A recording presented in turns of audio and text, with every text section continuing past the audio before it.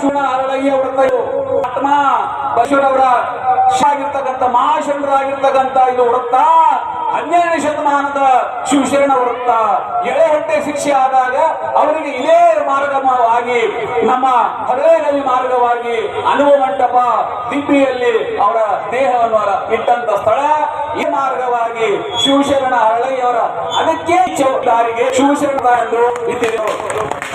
ಓಂ ಶ್ರೀ ಬಸವರಾಯ ಶಿವಶರಣ ಹರಳಯ್ಯ महाराज की, शिवशरण महाराज की, विश्व गुरु बसवेश्वर महाराज की, विश्व गुरु बसवेश्वर महाराज की, ताई कल्याणಮ್ಮ ತಾಯಿ की 1,96,000 ಶಿವಶರಣರಿಗೆ 1,76,000 ಅಮರಗಳಿಗೆ बसवेश्वर महाराज की, बसवेश्वर महाराज की